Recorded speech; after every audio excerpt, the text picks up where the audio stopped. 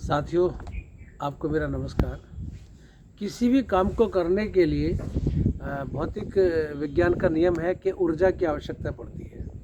कि कोई भी काम यदि करना है तो ऊर्जा की, एनर्जी की ज़रूरत होती है।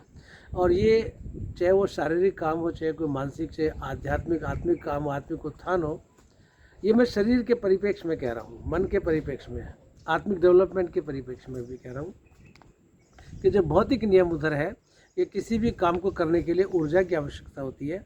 तो यहाँ भी किसी भी हम काम को, शरीर के डेवलपमेंट की, हम शरीर के इम्पोर्टेंस की या शरीर की कैपेबिलिटी की बात करें तो भी ऊर्जा चाहिए, मन के लिए भी ऊर्जा चाहिए और आत्मा के लिए भी ऊर्जा चाहिए। तो ऊर्जावान कैसे बने, हमारा ये आज फोकस है कि हम ऊर्जावान कैसे बने।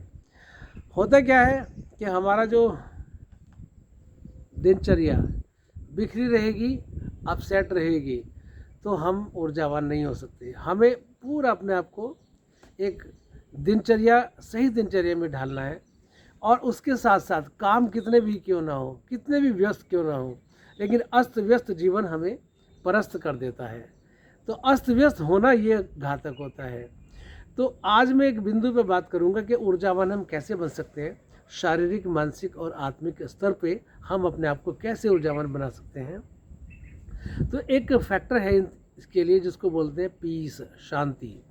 हालांकि शांति का संबंध मन से है, क्योंकि सबसे ज़्यादा अशांत मन ही होता है। तो लेकिन यदि शांति मिल जाए, यदि शांति की ओर चले हम, यदि वास्तव में हम शांति की चाहत रखें और उसके लिए हमें कुछ खर्च करना पड़े या कुछ हमें उसके लिए त्याग करना पड़े, और उसको त्याग करके हमें शांति की प्राप्ति हो रही है, तो हमें ले लेनी चाहिए।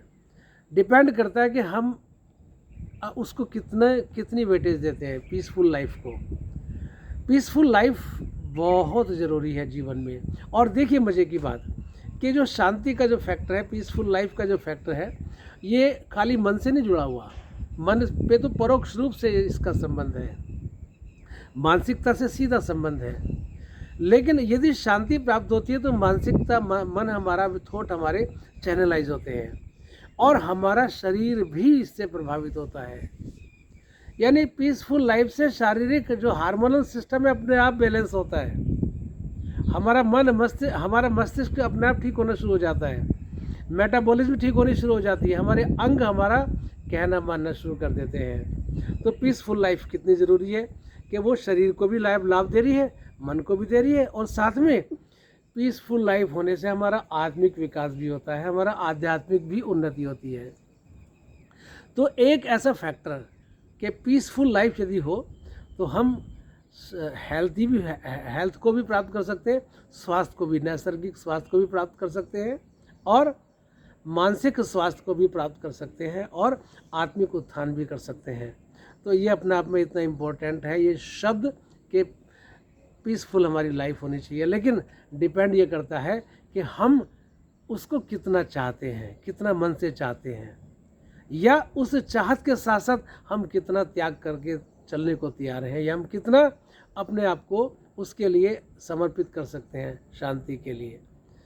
क्योंकि यदि अशांत मन होगा तो जीवन भी हमारा डिस्टर्ब होगा, शरीर भी, स्वास्थ्य भी खराब होगा, मेटाबॉलिक सिस्टम बिगड़ जाता है, हमारा हार्मोनल सिस्टम तो सबसे पहले बिगड़ता है, हमारे जो एंडोक्राइन सिस्टम सबसे पहले बिगड़ता है, और ऑर्गन्स पे तो हमारे सीधे प्रभाव पड़ता ही पड़ता है। साथ में जो पीसफुल लाइफ नहीं होती तो भूल जाएं कि जो जल है, यदि वो हमारा पानी है, पानी कितना भी साफ क्यों ना हो, और उसके अंदर उसकी पानी की बॉटम पे, बाल्टी की बॉटम पे हम कोई वस्तु डाल दें, और पानी कितना भी साफ क्यों ना है, यदि उसके अंदर हलचल है तो हमारा वस्तु उसके अंदर क्लियर दिखाई नहीं देगी, विज़न हमारा क्लियर नहीं होगा।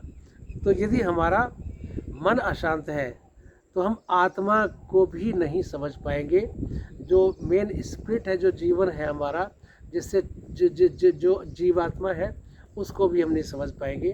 तो इसीलिए पीसफुल लाइफ होनी बहुत ज़रूरी है। ये कैसे होगी, आगे के एपिसोड में आगे की बातें हम इस तरह की रखेंगे कि हम पीसफुल लाइफ को कैसे अचीव करें। लेकिन डिपेंड आपके ऊपर करता है कि आपकी चॉइस क्या है, आप कितना शिद्दत से इसको चाहते हैं। आप इसके लिए कुछ पीसफुल लाइफ चाहने के लिए, कुछ खोना के लिए भी तैयार है नहीं। जब तक कुछ छोड़ेंगे नहीं तो मिलेगा कैसे। एक ही मुट्ठी है, उसके अंदर आपकी मुट्ठी के अंदर मिट्टी बंद है या कुछ और बंद है, और आप चाहते हैं इसके अंदर सोना आ जाए, तो मिट्टी को तो त्यागना पड़ेगा, तभी तो सोना आपको मिलेगा। और ये सोना रात का सोना भी है। कहते हमें हमारी निद्रा बढ़िया फर्स्ट क्लास हो जाए, हमारी नींद अच्छी हो जाए, हमारे ड्रीम स्वप्न अच्छे हो जाए। स्वप्न सब देखते हैं, यदि स्वप्न चैनलाइज हो जाए, हमारी नींद बढ़िया हो जाए, तो हमें सब कुछ अच्छा मिल जाता है।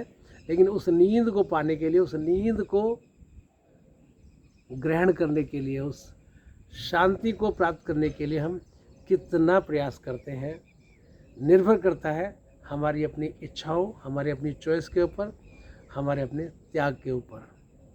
आइए साथियों, एक यात्रा की ओर चलें कि जिससे हम पीसफुल लाइफ को अटेन कर सकें।